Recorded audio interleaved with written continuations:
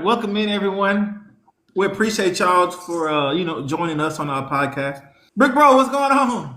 What up, man? Just chilling, trying to get ready for this Super Bowl. It's nice not Hey, having a dog in the fight. You know what I mean? I can just sit back and relax and enjoy it. Tonight, though, we're going to be talking about coping with stress and anxiety, parenting and family dynamics, and then dealing with grief and loss. We're going to jump in with coping with stress.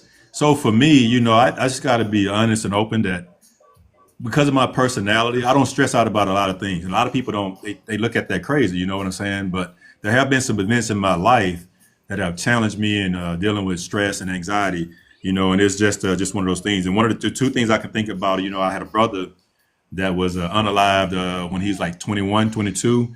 And then also going through, just going through divorces, man, they can be stressful. You know what I'm saying? So those are the two things that I really stressed out about. But the one thing I do try to deal with though when I'm dealing with stress and anxiety, I try to get rid of it as fast as I can. I don't let it harbor. I don't let it linger.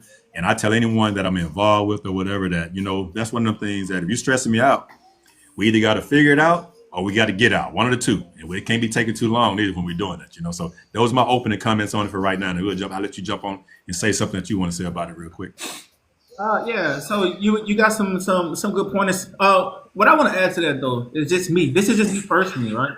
I don't stress about anything that I can't change. I say that all the time. So regardless of the outcome, if I can't physically change the outcome, change the outlooks of it, then I'm not gonna worry about it. I can't. Like if I let anything of that nature kind of bother me, especially me being in the military, like you could imagine how dramatic that could be if I let all the little stressors bother me. So if I can change it, I'll change it. And if I can't change it, like that's spiritually, mentally, emotionally. If I can't change it at all, I'm not gonna stress about it. I can't.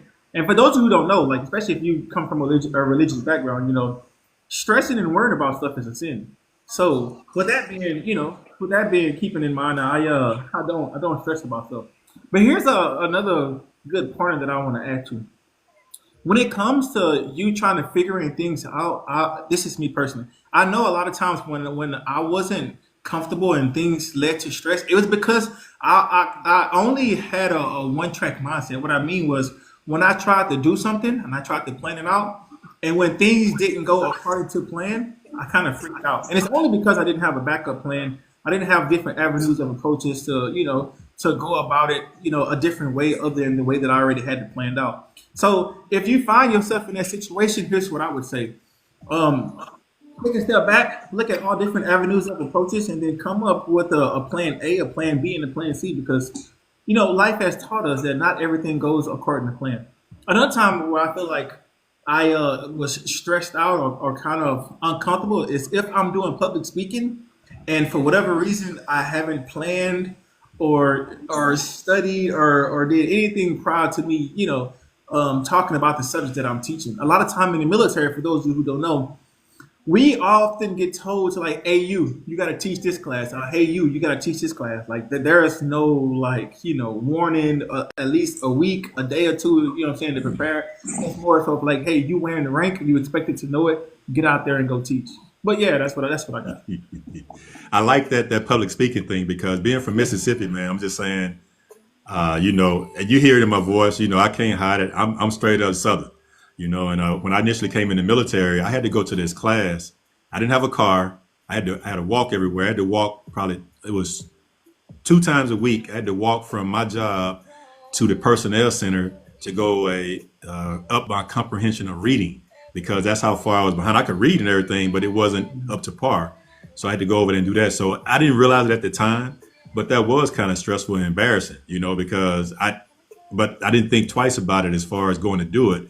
But after I sat back and really thought about it, I didn't want nobody to know about it. It was it was one of the things where it was embarrassing. But you know what? I've embraced that. I can't help where I grew up at. I can't help the way I speak. I try my best to talk intelligently, but that'll be me being not being myself though. So I'm gonna be myself. And then like that public speaking thing, it's kind of funny being in my job in public health. That's all we do is we either briefing one on one or we brief in groups of people about communicable diseases, about occupational illnesses and injuries, and also talking to them about sanitation and food inspection and things like that. Is I had to get better at it, and I worked hard at doing it. I even took a Toastmasters class to try to get better at doing it because I wanted to get better once I was introduced to Toastmasters, being in the military. So, uh, yeah, it can be stressful doing that public speaking. I understand exactly where you're coming from, but so what are some of the things you do to help you eliminate the stress or the anxiety if you're going through it? Because I know one thing, like you said, for public speaking, the more you practice it and get better at it, the easier it'll be for you, the more comfortable it'll be for you. Right. So the main thing, right, is just taking a step back and just like I said earlier, just looking at things from a different perspective. A lot of times we get tunnel vision. A lot of times you kind of just see it your way, and then you're kind of close minded to what's essentially around you and the help that's around you. So two, go and talk to somebody.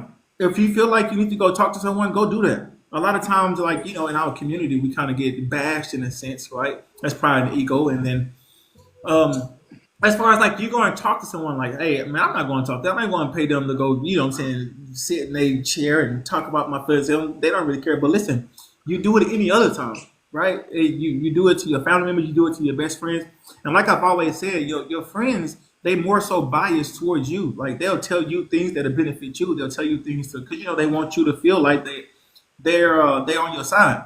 And a lot of times they don't really tell you what you need to hear. They kind of just tell you in a sense of things that that you would like to hear, so they can kind of help you get out of whatever rut that you're in. But going and talk to someone professionally, like, it's key.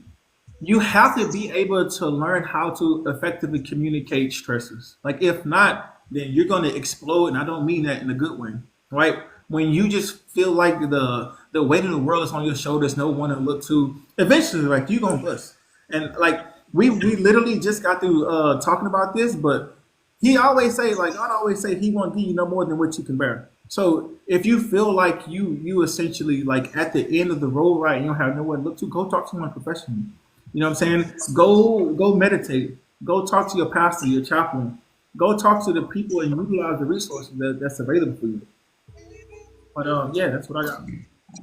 Yeah, I can't say it any better than that as far as going to get some help because oftentimes we don't want to go get help. We feel embarrassed about it or whatever, but I think that's the best thing you can do. And then I do agree with you also about not just talking to your friends about it, and especially if it's public speaking.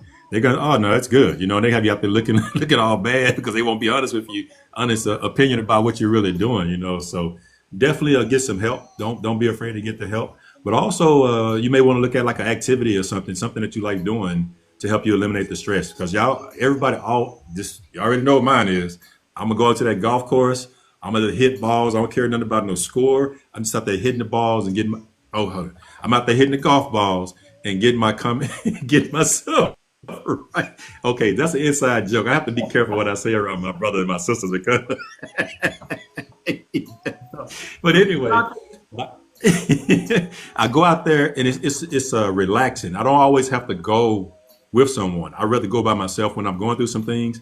It's peaceful out there, especially in the evening time, about 7 o'clock, 8 o'clock, when the sun is going down out there. You can really get into your thoughts. So that's what I do to relieve my stress. And if I can't do that, listening to some music or taking a long walk or whatever, that helps me just the same. But my best place is on that golf course out there by myself, where I can just get to my own thoughts and work it out in my head. And I'm out there for about 2 hours at a time, or whatever the time frame is, and that helps me out, helps me get through it a whole lot. Yeah, just to add on to that, like a lot of us don't really think about this, but you essentially being yourself, just being authentic, just being genuine, that can relieve a lot of stress. Because a lot of times we feel like we have to put ourselves in positions to kind of fit in with the crowd, even if you want to utilize that with public speaking. You feel like you saw how these people motivate the crowd and do X, Y, and Z. So you're like, I want to add that to my tool belt. I want to add that to my arsenal. But if it's not genuine, it's not authentic, then you're pretending to be something that you're not. Same thing that go in relationships. We're going to end up talking about relationships at some point in this podcast. But if you can't genuinely be yourself in your relationship or even in public speaking or just day-to-day lives, like that is going to cause stress because now you're doing something else to please others. Even if you feel like you can't be comfortable in your own skin, this is things that you need to stop, relax, pray about, and then try to figure out the way to genuinely be comfortable with one, yourself, and then two, being around others without the intent of pleasing them just to fit in, if that makes sense. Yeah. So what are some other things you think you can do other than the physical things or getting some help? You know, and one of the things for me is I don't sleep a lot, so sometimes I need to get a little sleep. You know, and try to sleep it off. I'm not saying sleep your problems away, but sometimes you just need to get a little rest so that you can wake up with a fresh mind and think about what you're going through to help you deal with the situation that you are in, and also help you eliminate the stress or the anxiety that you're going through. So that's one of the things. You have anything else that you do to help you Yeah, out? this more so on a funny thing, but this applies to almost everything in day to day life. Like, go to the gym, right? Like, listen, if your relationship is going good, go to the gym. If you just broke up in a relationship and your heart broke, go to the gym. If you broke, go to the gym. If you want to better your life, go to the gym. If you want to eat right, go to the gym. If you want if you want to be happy, listen. Y'all can't tell right now because I got this long cigar, but we be in that gym. He be in All that pause. gym. He be in that We do gym. be in that gym. But listen though, that's funny, but it definitely applies. Even if you don't feel comfortable being around people in your gym, there's other alternatives, right? Find a way to meditate. If you religious, open up your Bible, do whatever it is that allows you to serve your higher power. Get into finance. Get something that's gonna keep you overall grounded, right? You want to be grounded. You have to be grounded. If your emotions and your thoughts is all over the place, then you got to understand how anxiety and those stresses multiply. So yeah, do things like that that'll keep you calm. And then the last thing I'll talk about with that is intentional breathing. Like, in order for you to meditate, the first step is for you to do intentional breathing. That's what five seconds to inhale and then 5 seconds to let it out, and then you just consistently do that until you're calm. So yeah, just try those different ones. A lot of times people don't think about it. Also, one of the things you can do is the foods you eat. You know, like you don't. Well, let me say it like this: don't use alcohol as a way to relieve stress and anxiety. That's the wrong thing to do. I know that's not something you have to worry about, Simon. You know, but a lot of people they turn to those things when they're going through a lot, and then sometimes it leads to addictions and things like that. Don't use alcohol because they're really a depressant. Really, you know what I'm saying? If you're going through something, so don't. I would not use alcohol to relieve stress on a regular basis. Now, every now and then you may want to go out and blow off a little steam, and you can do that. But if you use it on a consistent basis, if you don't have something else, it can lead to so many other problems and put you farther and deeper into whatever you're going through, and it won't help you get through that. Yeah. So I like talking about alcohol. For those of you who don't know, I've never had alcohol in my life. Never tried it. Never tasted, etc. Never had it. And I'm in the military. Been in 19 years. Never tasted alcohol. Here's what I would tell you about alcohol, though. Nothing. This is just me and my experiences dealing with personnel who's alcoholics in the military. Nothing good comes from alcohol. All right. If every time that you drinking alcohol, you taking a chance. And those of you who gonna say, "Hey, I just drink at home in the comfort of my home," listen, same thing applies. Those of you who using alcohol as a crutch to help you get through stresses or bad times, I just want you to know. At the moment, yes, you can suppress it. Like, you know what I'm saying? It is a great suppressor in a sense. But you have to understand when that alcohol gets out of your system, those problems still remain. Those problems don't go away.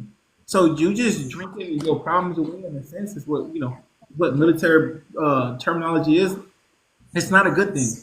So you need to figure out a way to relieve stress and these stressors properly versus you just picking up a bottle and just thinking that you're gonna drink it away. You know, I was just thinking while you were saying that.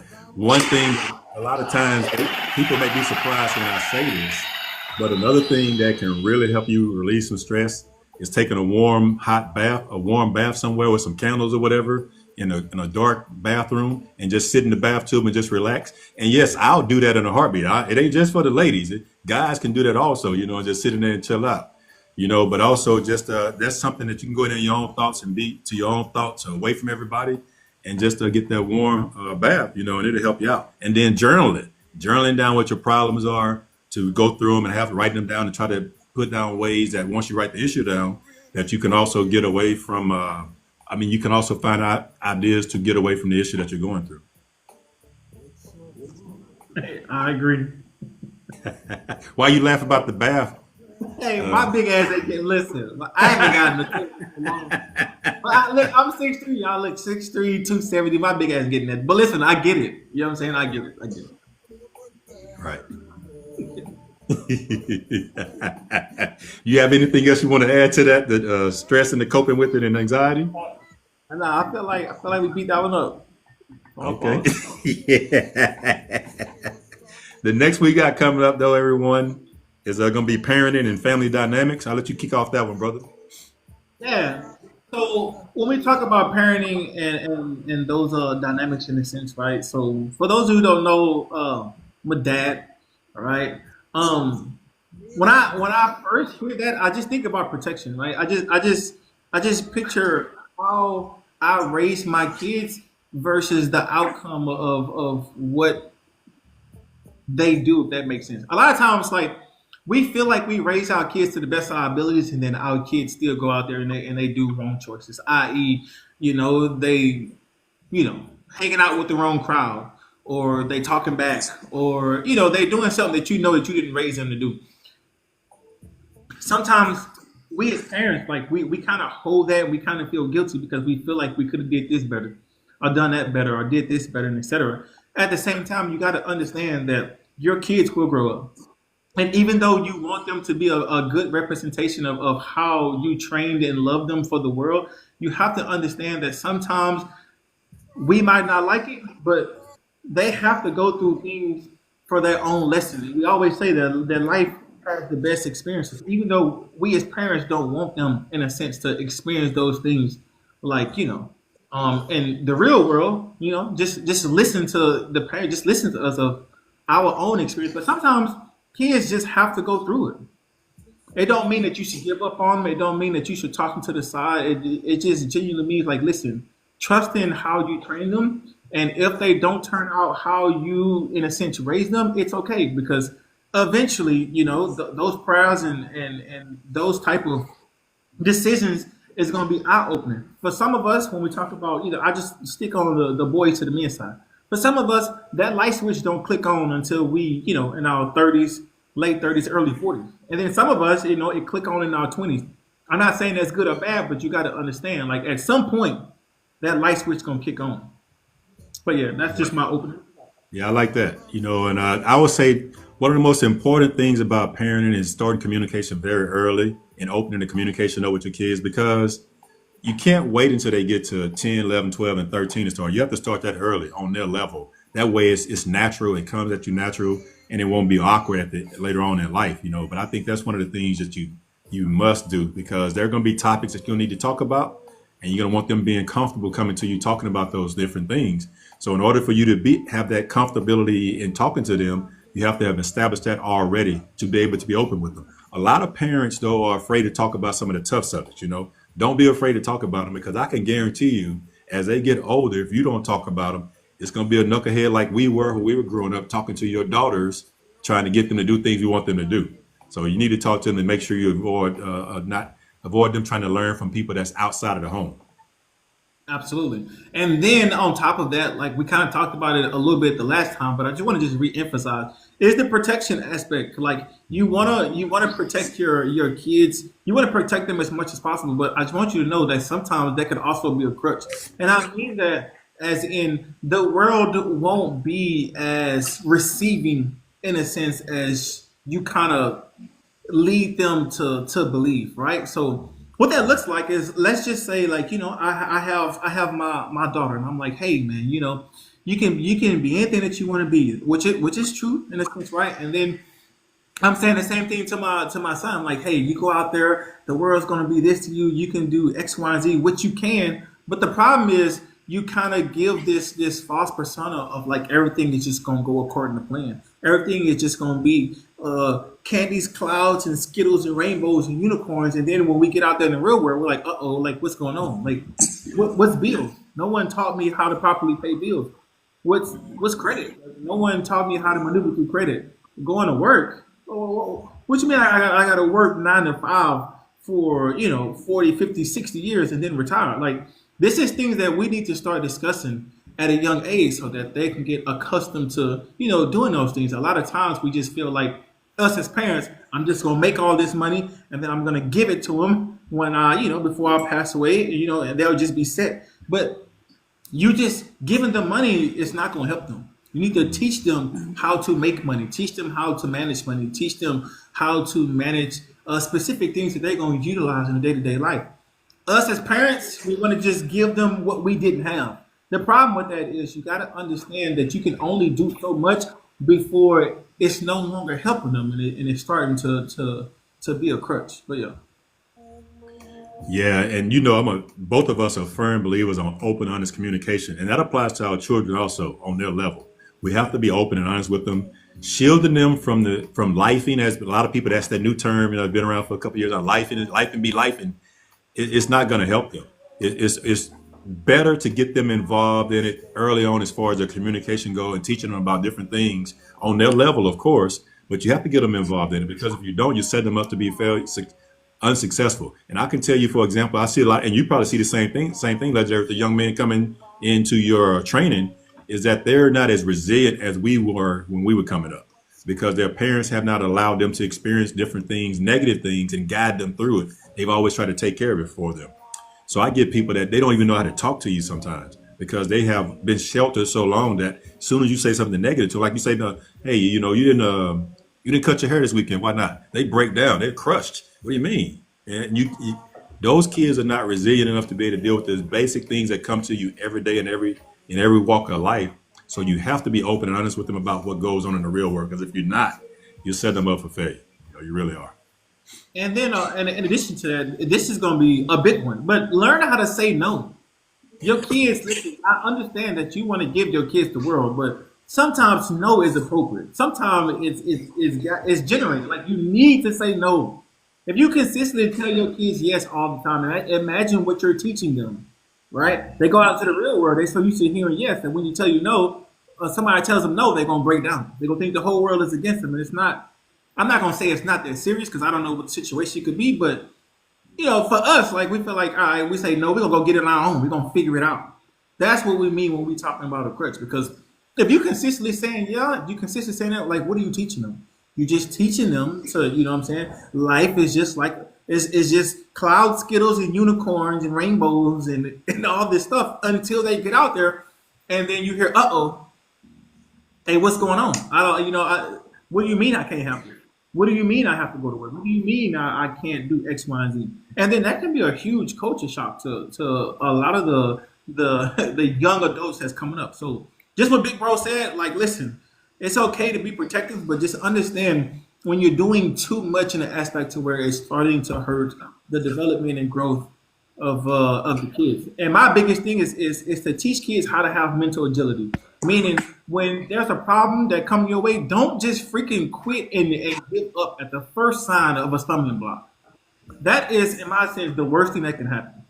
So allow them to figure it out. Like if you give them a problem, right? Even if it's something small, and they're like, oh, I don't know, they start crying. Listen, I don't care about none of that. You're gonna figure it out. I got all God doggone day. Now listen, obviously you utilize your left and right limits, but allow your kids to have mental agility and figure it out.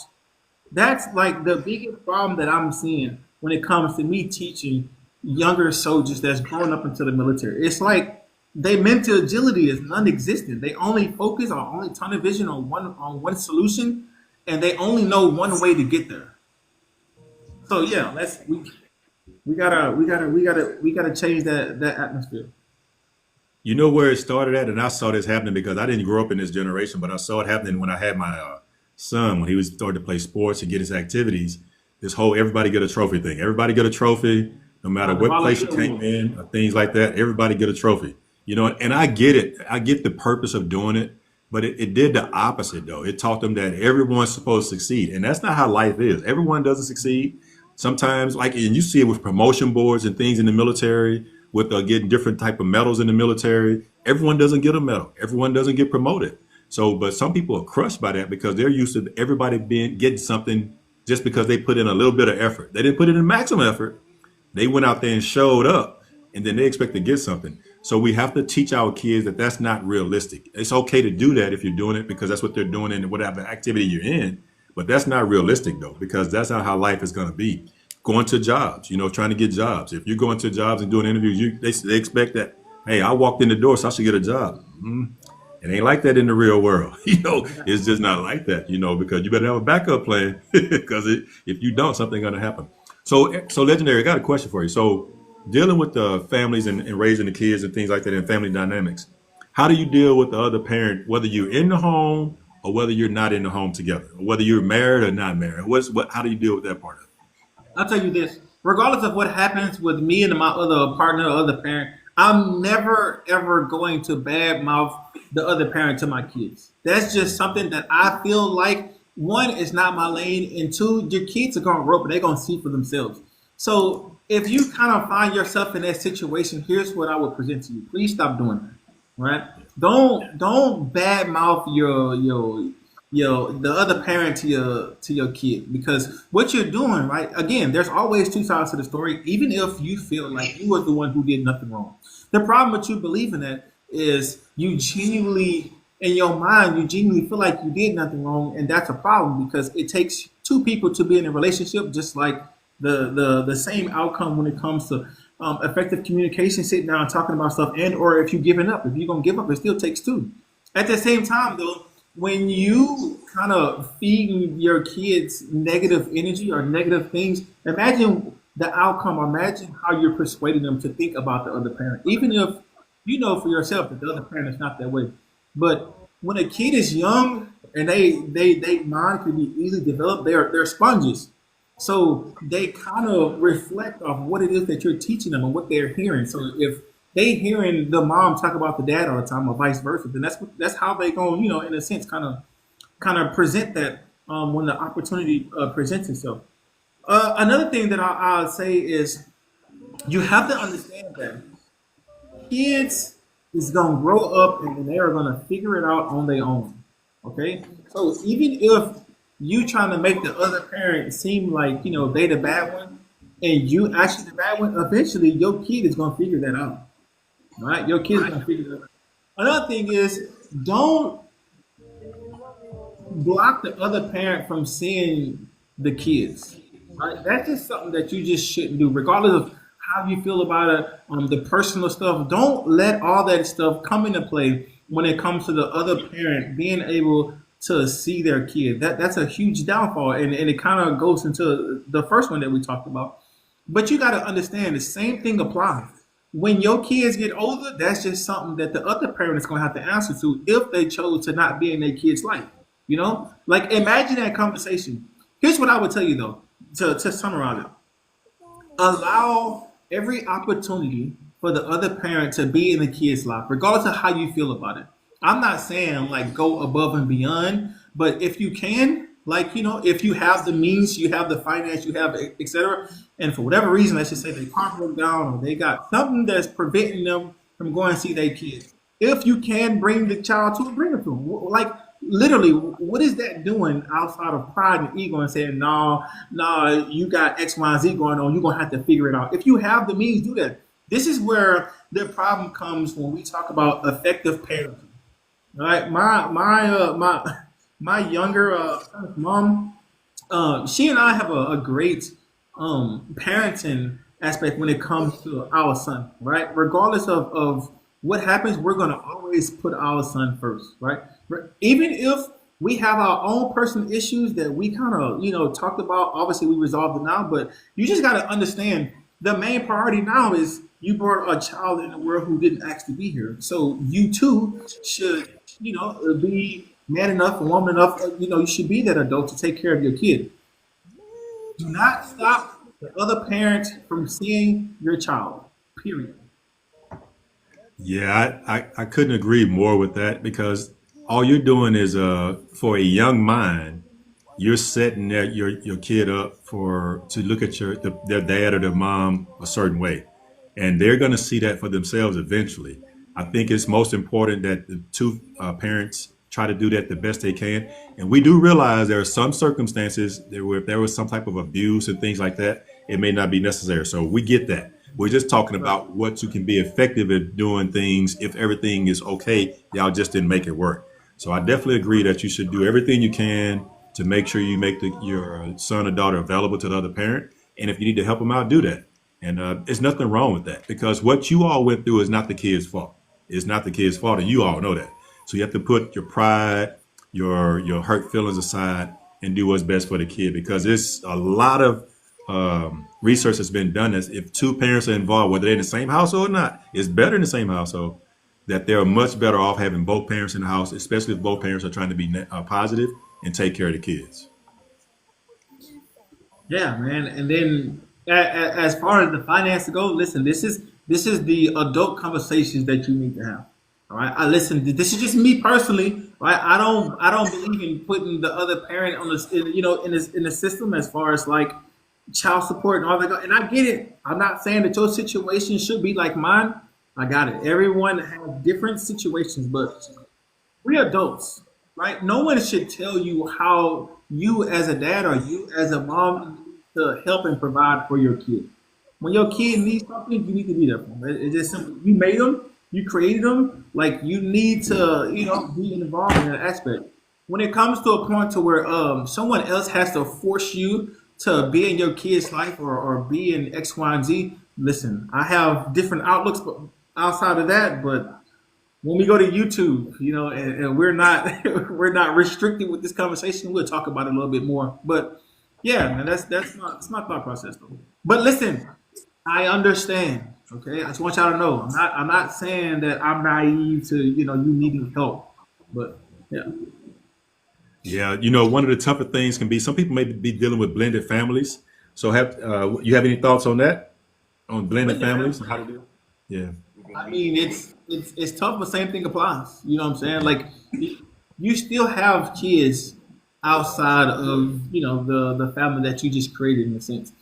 Just like we always say, like the kids didn't ask to be here. You brought them here, so they your responsibility. There's no point in time to where you should say, "Oh man, like I'm gonna give up on my kids on the outside. I got new kids. They mama just too much to deal with. Their dad just too much to deal with. I'm just gonna give up. I don't care no more." Because again, same thing applies. Like they're gonna get old, and they're gonna have these questions for you, you know. And then as Yeah. you get older, man, like a lot of times we kind of this is just me thinking out loud. A lot of times, like I just feel like we just accumulate a lot of stuff. We just gain a lot of stuff, and we kind of equate that to how we did as far as like being successful in life. So the amount of cars I got, not necessarily saying cars in here, but I'm just giving an example. Cars or the house or how much money I got in my bank account. And then you kind of equate that over, a time, and then you were 60, 70 years old, and you're looking back and you're like, oh man, like, I accomplished a lot. But I'll tell you this, they had a YouTube video that I watched, and it was about a young kid. He was like 21, 22, and he went to the beach in Cali, and he interviewed a lot of older people, and the older people was between like 70 and like 95, like they was pretty much older. And they asked like, if you can go back in time, what is something that you was changed? What is something as far as like the thought process? And they all said the exact same thing. They said the materialistic stuff that you think that's gonna make you happy in the long run, it's not. And it's like, okay, so what is gonna make you happy? Family members, right? Your kids, just not being able to tell them how much you love them, how much you appreciate them while they're alive. Not being able to tell your spouse, like, listen, I appreciate you for just being the woman or the man that you are. Not being able to kiss them one last time. Not be, like they all said that. Nothing about money, nothing about the materialistic stuff, not about the chains, the shoes, the clothes. All that stuff is just a phase that they say that you go through. And then when you hear at it from that perspective, it's like, dang, like we have a great opportunity now to tell people that we truly care about how we genuinely feel while they're alive and while what I'm saying, like why tell them how important they are now and not when they pass away in a sense. And that's very eye opening that they would say that, and it's so true though, because the materialistic things really don't matter when it comes down to it. That's why I try my best, although it's hard, I try my best and I share with other people that if you have family members and people that you care about that you're not agreeing with, try to work it out. Because tomorrow, we know that tomorrow is not promised. But going back to the blended families a little bit, I want to touch on that just a little bit. When two people get together and they have kids and they bring them together as a family, I think you have to really sit down and talk about what the dynamics going to be. I think one of your big things, and I'll let you get to it in a second, is going to be uh, something to the butt. Yes, so Tom. You have to come to you Hot have to come to buns. an agreement on that. Right. Yeah, hot buns, that's right. You have to come to an agreement on that, but you have to sit down and talk about that and really work it out. And the time to do it is not after you've come together. The time to do it is before you decide to bring the families together because both people have different ways of doing things, no matter what it is. So you need to try to talk about all those things and get it worked out about how that's gonna work. And also you need to talk about how you're gonna deal with the parents that are outside the home because they're gonna be an influence on what's going on inside the home as well. The kids are gonna spend time with them. So you need to probably have a talk with them as well about how that's gonna be. So that way you can all four of you, if they're all four involved, come to an understanding about how things are gonna be. I'm not saying you have to agree with them. I'm not saying you have to follow them. I'm saying it has to be a discussion up front so it's not a fight later on. Because I guarantee you, if another parent thinks totally different than what you're planning or what you're doing, they're going to say something about it. That's going to be another thing that you're fighting about now, and the kid's going to see you disagreeing about it when really the only person being hurt that whole situation will be a child. So make sure you talk about that open communication about it, and you come to an understanding about how you're going to parent the kids from both sides of the relationship. Yeah, and just to add on to that, it's more so about the discipline part, right? So when it comes to the blended family, here's what I don't want. I don't want to not be able to treat, you know what I'm saying, the other kids different from my kids because that looks different in kids' eyes, meaning they can get away with X, Y, and Z because they know that, hey, my mom's gonna protect me, or they know my dad ain't gonna play that. Like it needs to be fair across the board, and just what Big Bro said, this is something that you need to discuss prior to you saying like, hey, we're gonna bring our kids together. If I give my kids hot buns, right, because of something they did they deserve, and then your kid, in a sense, do the same thing, and then you like, hey, you're not gonna touch my kid. Okay, so now we have a problem. And then, like, you know, when things go wrong in a sense, and then you refer to your kids as my kids, meaning I've been raising your kids, but in this situation, like, oh, you're not gonna touch my kids. You do that to your own kid. That shit, listen, that'll piss me off. That'll make me go over the top. All right. So I say that to say this. You need to come to some type of standard, some type of basis. To say, hey, you know, when the kids do X, Y, and Z, this is how we're gonna handle it. When the kids do this is how we're gonna handle it. Because you got to understand, when you treat one kid different from the other kids see that, and then they gonna know what to get away with and what not to get away with. So just kind of keep that in mind.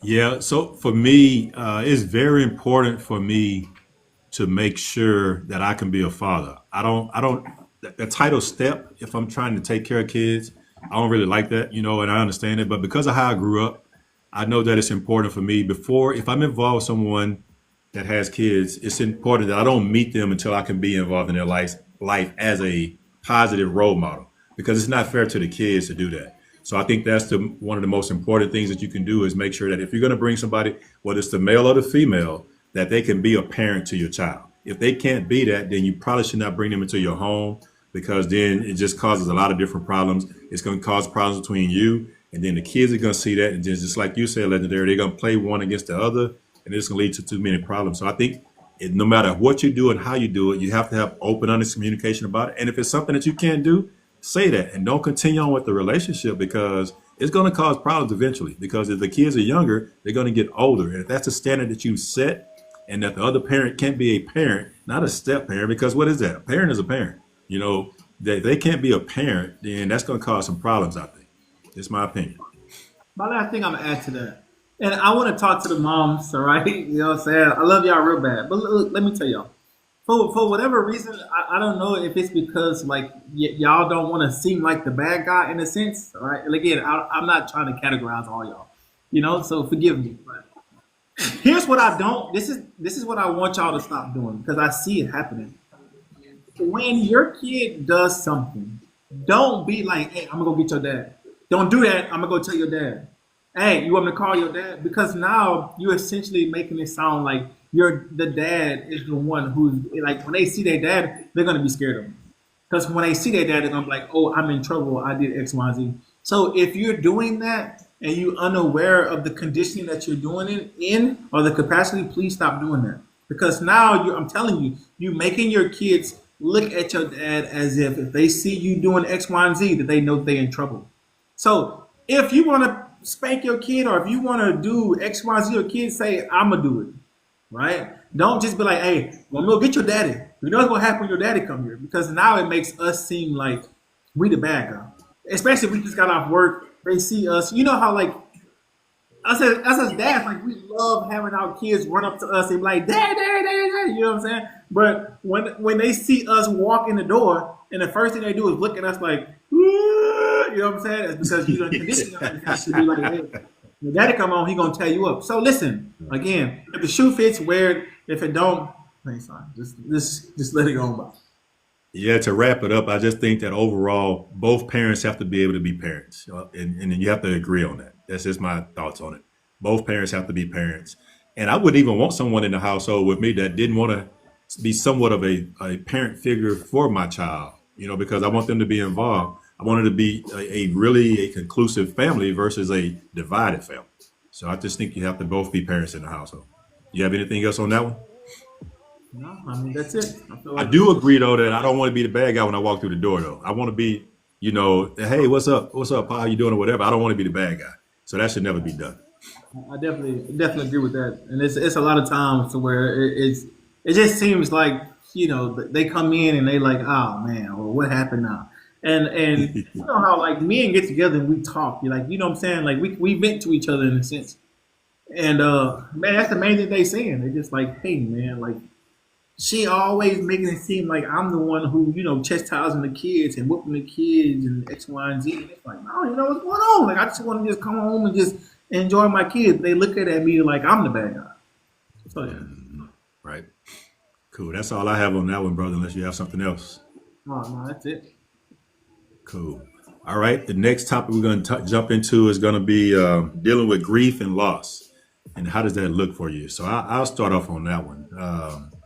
For me, that's something I've experienced a lot, not a lot, at different ages. Let me say it like that.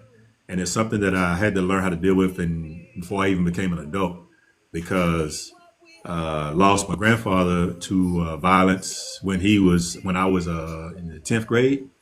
And it was like, it was back in the day where the operator had to break. I'm on the phone, just trying to chill, talking to a girl. The operator had to break in and say, hey, you need to get off the phone. Your aunt's trying to call, blah, blah, blah, whoever she's trying to call. And I almost didn't get off because I was like, I ain't getting off the phone. Anyway, got off the phone, and the phone call was coming from my aunt to my mom to let her know that something had happened to her dad, my grandfather. So I had to deal with that. Then I think this is just in general right now, and I'll talk about it a little bit more specific after you say something legendary, but is this something that is no one thing fits all when you're going through that? There's no one thing fits all for you or your friends and family that are going through that. So just be understanding of that. Go ahead, legendary. Yeah. So what I just want to add to that in a sense is just what we talked about kind of earlier, like just giving people flowers.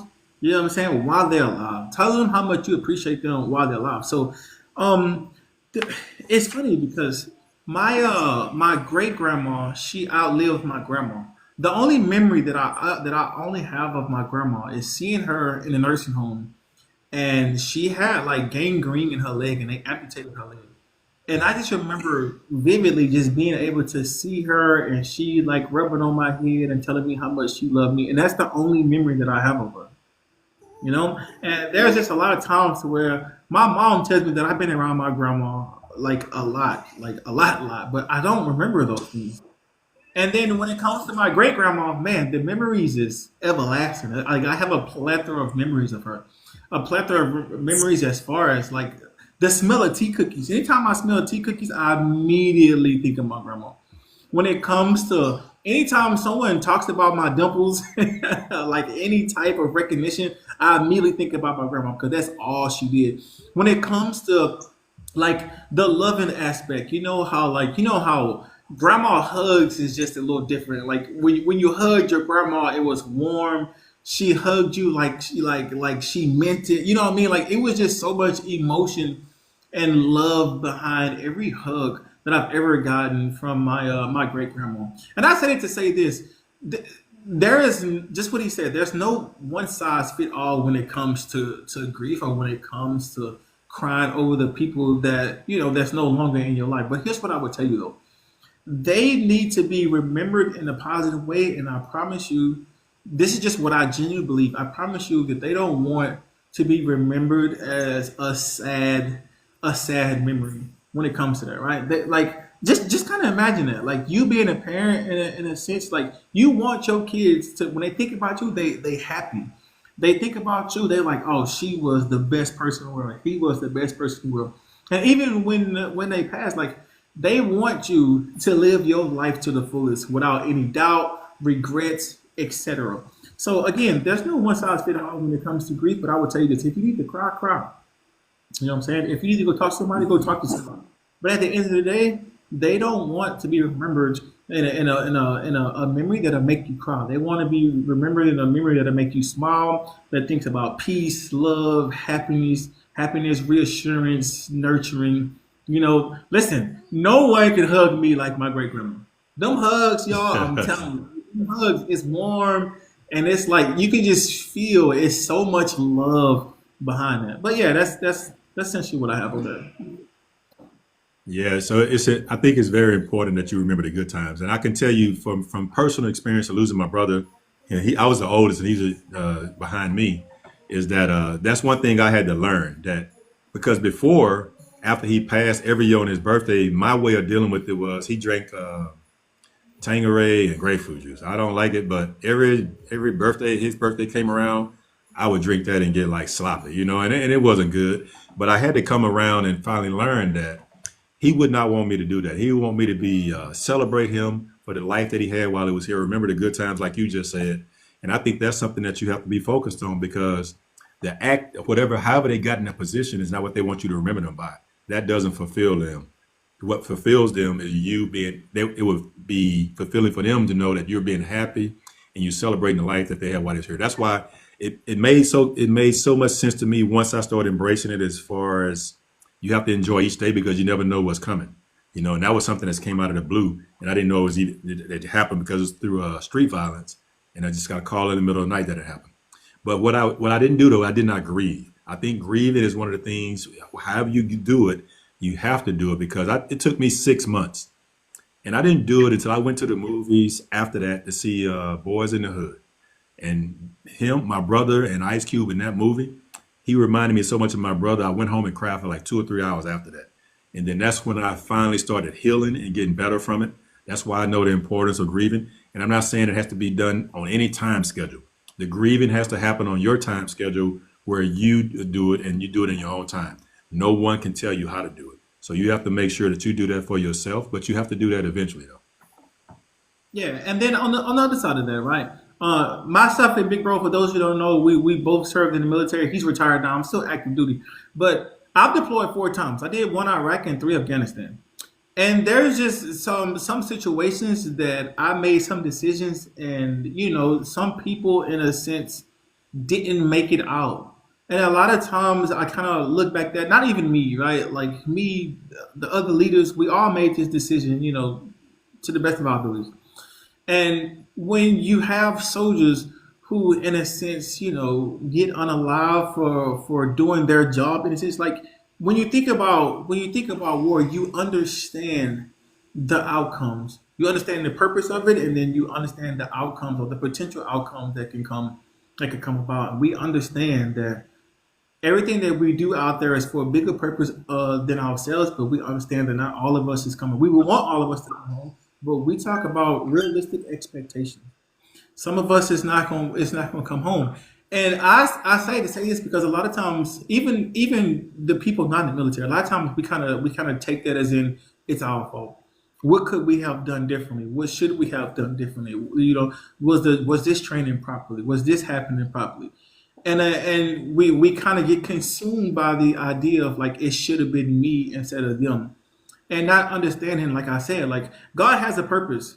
And sometimes when we're going through it, we might not be able to see it at that moment, but when you look back at it, the whole overarching concept of what just happened, and you take a step back and you look back at it, like it's a reason why things happen the way they happen. And when it comes to you losing someone in that aspect, just what we just said previously, they don't want to be remembered by a memory that'll make you feel guilty or a memory that'll make you feel sad or just straight up just. You just feel like crap because it happened. They want to be remembered in the most positive way, and they want you to live their legacy. They want you to continue moving on for not only them, but for your family, for yourself, for the kids that's looking up for you, and then the next generation, etc. So here's what I would present again. If you feel like that, one, take a step back, right? Pray about it. Whatever your faith is, whatever you believe in, whatever keeps you grounded, find something that's going to keep you grounded. And then if you need be, just what we said all day long.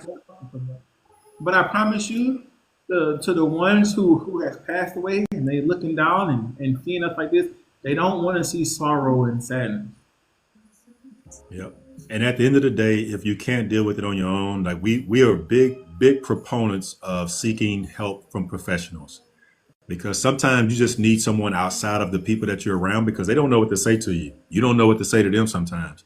So I think, so don't be afraid to seek some professional assistance or help to get through it, because they can give you tools and different things to help you when you feel in those type of those situations of feeling negative or down, to help you get through that. Because I think that's one of the most important things you can do is seeking help. And then also, when you're dealing with other people, just realize that every situation is different. Every relationship is different. So just try not to say, I know how you feel and things like that, because that's the last thing someone wants to hear. The best thing to do is be a listening ear, just to listen to them and let them talk to you about what they're going through. Sometimes they don't want you to say anything at all. They just want somebody to talk to be able to get it out and just get it out from the inside and be able to get it on the outside so that they can get through it. Yeah, man. Listen, I agree with everything you just said. Um, the only thing that I got to say, like in addition to, is just keep that memory. Make the memory a positive, everlasting memory. Like remember the small, remember the good times, remember the reason why they made you smile, etc. Like remember all those things, especially when it comes to family members, and you want to pass those down, to your kids and grandkids. Just to, you know what I'm saying, let them know how great of a parent that they were, or a friend or whoever they are to you. Just keep up that legacy. Yep. Embrace it, because it's happening and you can't get rid of it. So just embrace it. It's okay to have memories about them. It's okay to think about what they may have been doing and things like that. Those are natural things, but don't let it be a negative though. Just think about the positive, how you can get through that, because that's something, unfortunately, that most, if not all of us, are going to experience sometime at some point in our lives. So you're going to have a way to get through it and not let it wreck you. And I know it's difficult. I get that. I'm not downplaying at all, but I'm just saying though, like you said, I think it's so important to remember that they would not want you to feel bad about that situation, because then you're not living life then. And that's all I have on it though, brother. I'm so open minded, but coming from where I came from, like funerals and everything, how I was raised in a sense was sad. It is sad. Like you see your loved one, family, friends, etc.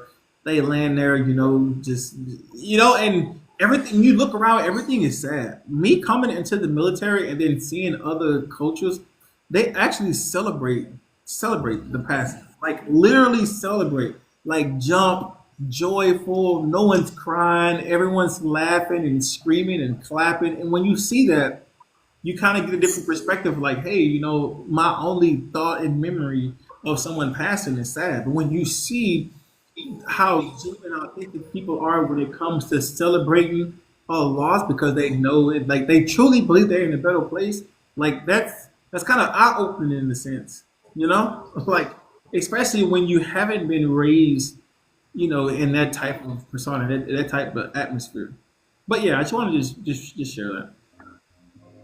Yeah. So the last thing I'll say about this is that I know we're talking about dealing with grief and loss, but try to enjoy the people that you love now, so that if you get to that point, or when you get to that point, you can celebrate it. You can know that you've done everything you can to make sure that you are doing well, that you had a great relationship. And it's not always going to be perfect. Don't get me wrong. When we have two individuals, I don't care if they're family or not, you're always going to have something. But don't let things fester so long where you don't have the opportunity to put that to rest and then get back to enjoying life with one another. Because that's what it's all about, having family and friends that you can share life with and that you can do great things with and do happy things with, versus dealing with the negative stuff.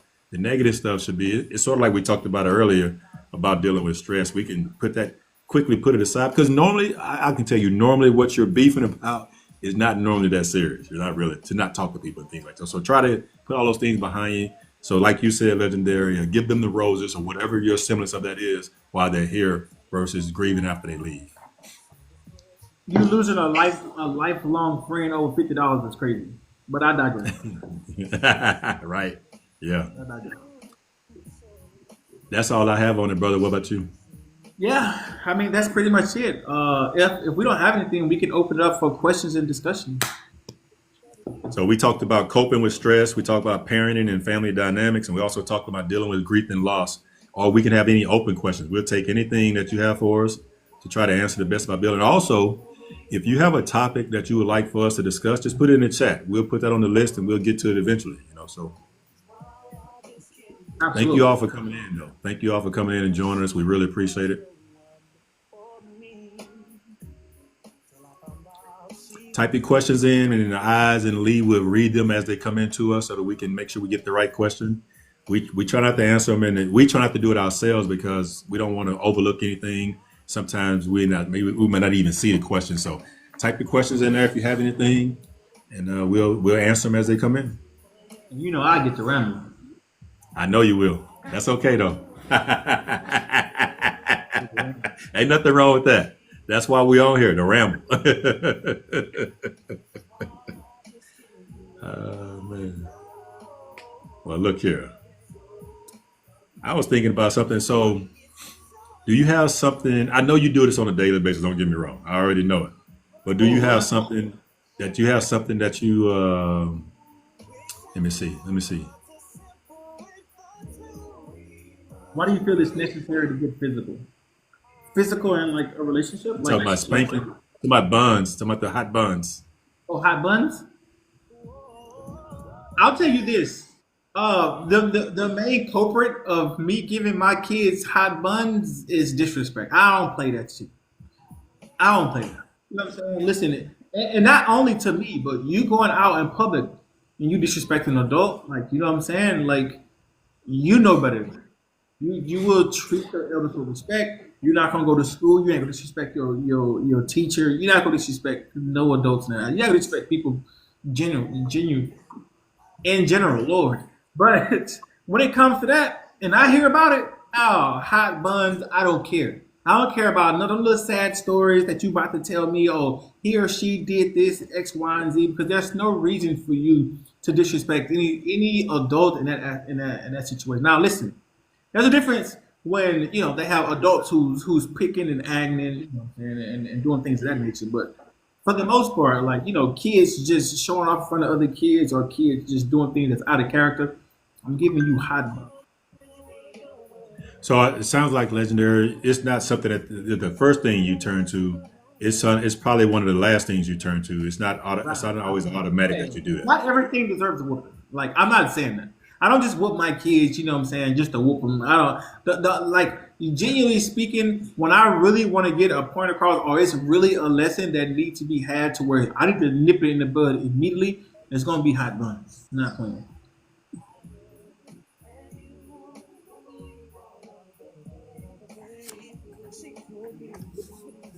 Any other questions?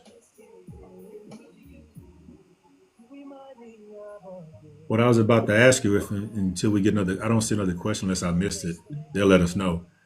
You do anything special for your young ladies on the for Valentine's Day? We'll get to that. It's got a question. I saw Lee. I mean, I think I. Oh, there you go. Do you feel there are any other methods that can be effective as hot buns? Yeah, yeah. Especially with my kids being older. You taking cell phones away. You cut off social media accounts.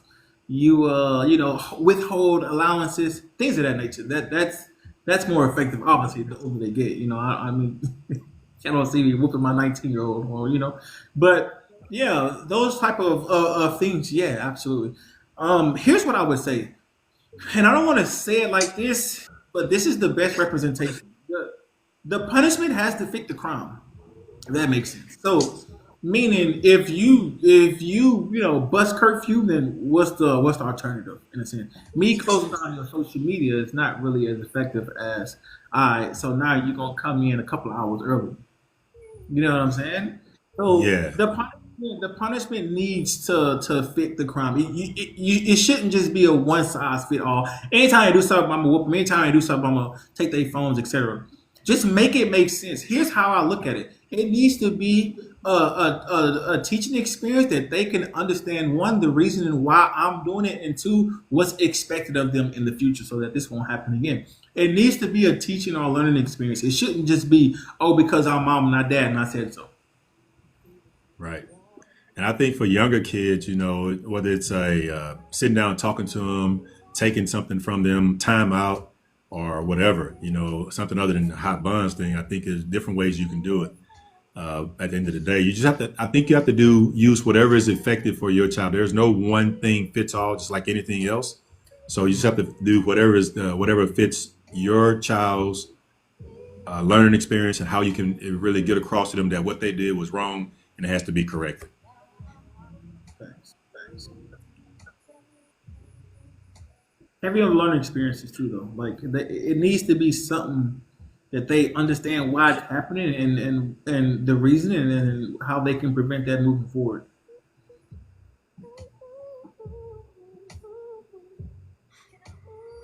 How do you get used to two different parenting styles and two different households? You mean like us as kids and parents? I'm assuming. I think they're talking about the two parents and how they do it. Well, Red, can you rephrase the question? I apologize. I just want to just make sure we answer the question properly. You said yes. Yes to yes to what I said, or to what the girl said. They live for one parent. That's tough, man, because now you in two different households. And you know they say, man, it can only be one head of the house. Here's what I would say though, like when you going to the other house, like you have to understand the rules. As long as those rules make sense, in a sense, like it's not something that's unrealistic, then you as a child should obey them. You know? Right. And I also think that if you're looking at dealing with the child, you have to have a conversation with the other parent about and try to come to some common ground. It's not always going to be easy. But I think you definitely have to have a conversation. Like if you have two rules that are total opposites, right? The kid is in the middle. So it's not the child's fault. So you have to talk to the other parent to see if you can come to some common ground or middle ground to make sure that it's not confusing for the child. Because at the end of the day, the child is the only one that's going to suffer if you're not willing to do that. And hopefully, since you're not together, you can come together, not being in a relationship, and talk about things that are best for the child.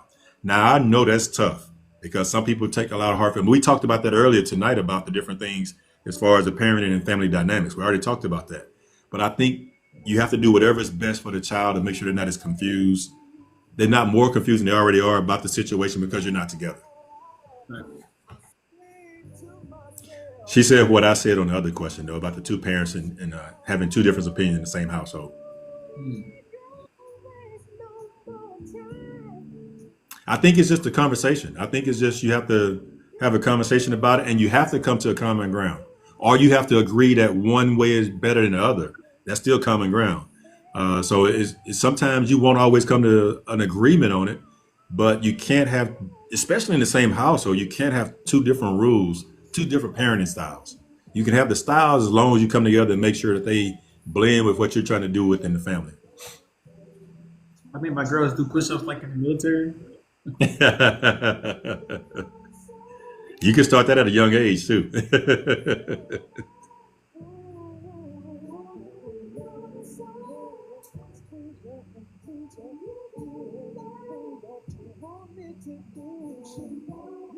The girlfriend, that's tough. Um, man, again, there's no one size fit all in that aspect, but I feel like that's a slippery slope. What would you what you got? This Girlfriend, is like this as is this is what I say about it. Like I said earlier, if it's someone that you have considered that you're going to have a long-term relationship, be with for a long period of time, then you may have to give them some leeway. But if it's just someone I'm meeting, they're not going to meet my kids until I get serious with that person. So that won't even come into play. But if it's someone that I'm thinking I may get engaged to or get married to or whatever, that's when you have to talk about those things then and then have a common understanding about how that's going to be. Because I can guarantee you, you're probably going to have problems from the other parent if it's just someone that's been around for a little while and then now they're talking about spanking or disciplining your kid in whatever way. So for me, it's being in a long-term relationship with someone. That person's going to be around them probably on a daily basis. Then that's a different story. But if it's just a drive-by, no, they won't even meet my children then. I concur.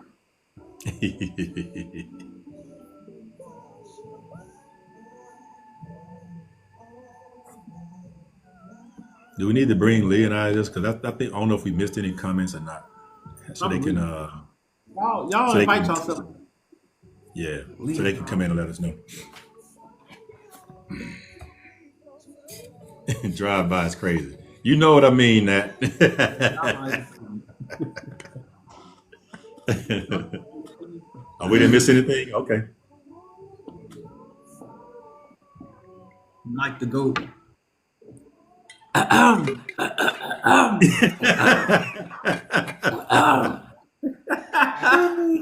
You wow, you wow. Hey, that's tough.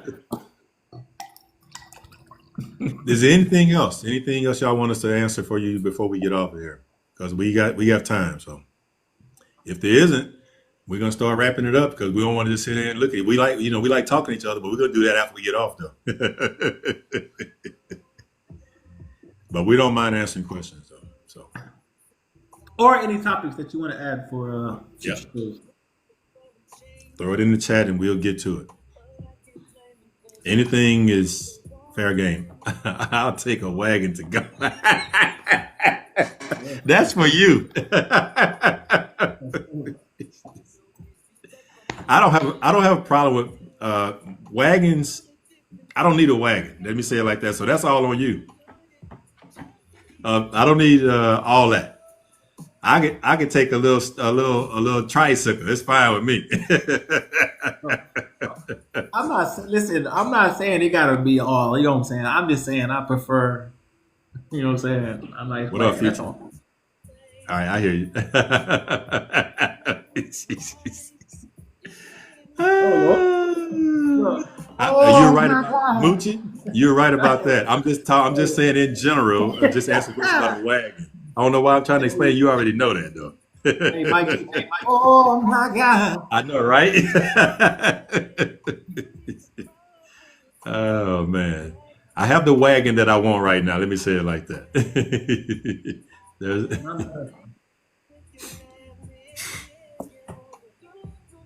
anything else? Hey, we really appreciate you all coming in.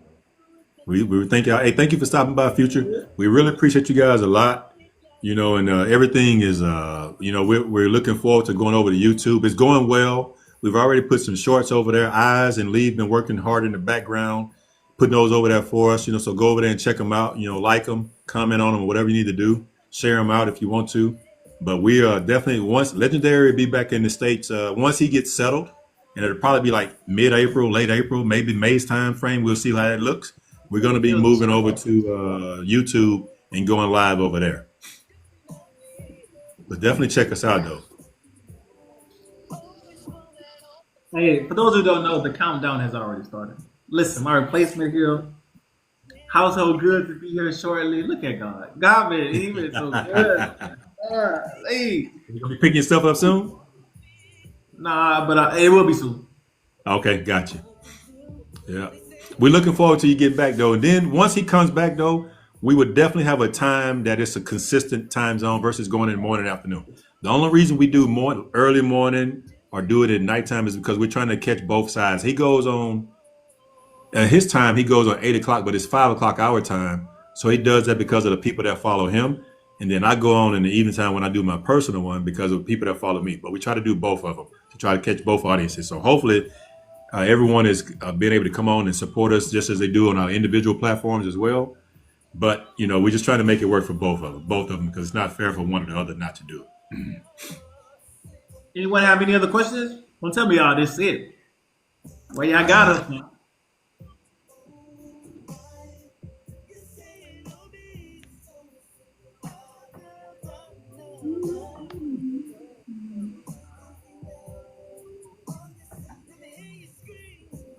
Oh, do you do anything? Do anything special for your little ladies though? Your young ladies, other than Man, what you do on a listen, daily basis anyway. I give them enough money. They cash out request me every day, every other day. Listen, I'm sure on Valentine's Day, they're like, Dad, can I? Blah, blah, blah, blah. I miss my kids until I see them.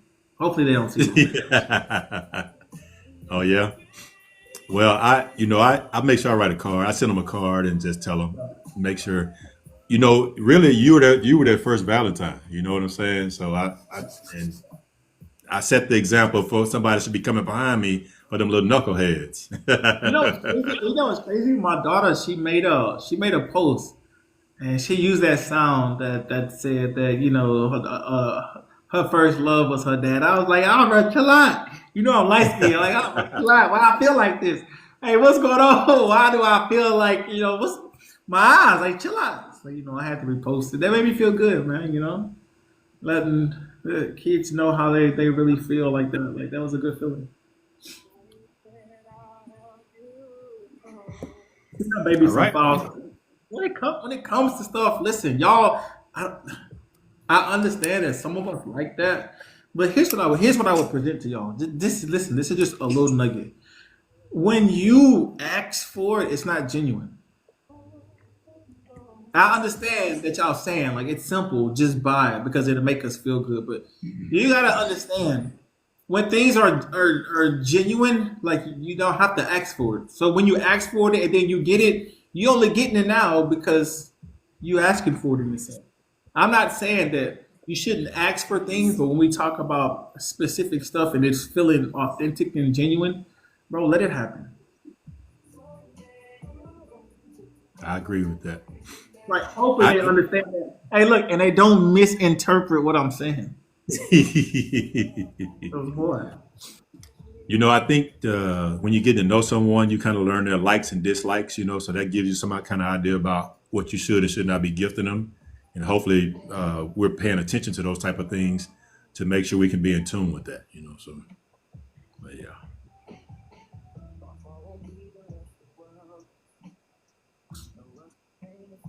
All right. Hey, man, I think that's it then. If y'all do have anything as far as topics, just drop them in Eyes or Lee's DM and they'll get it to us, though. Where the book's at. We won't even touch that. You already know where the book's at. You can get as many books as you want. You already know that. So don't worry All about right now. All right now. it. All right, brother. Let's start wrapping. So thank you all for coming out tonight and joining us. We really appreciate the support. We hope that we were able to share some things that make you think about what you're doing in your life and help you get through things that you go through on a daily basis. That's our whole reason for doing this. We like being able to share our personal experiences with you. So hopefully it helps you get through whatever you're going through. We really enjoy doing this, and we don't mind talking about any topic that we can share something, especially our personal experiences with. And that's what we try to do is stick to those things that we know. So please, please, please let us know if you want us to talk about something. Thank you all for coming out and go and follow us on YouTube. All right, brother. Yeah, just what bro said. Go follow us on YouTube, man. Parallel Gens, Genz, right? You know what I'm saying? For those of you who missed the episodes, most of them are uploaded, all except one. But other than that, they all up there. So go check us out.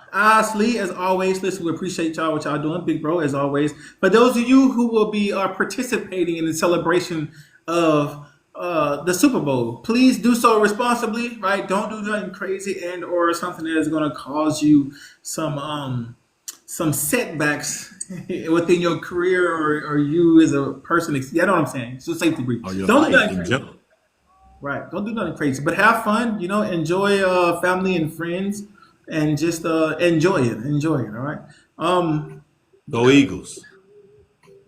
Other than that, though, if y'all don't have anything else, myself and the big bro don't have anything else. Listen, y'all go be great. And then last but not least, hey, be the reason someone smiles. Y'all be safe. One love.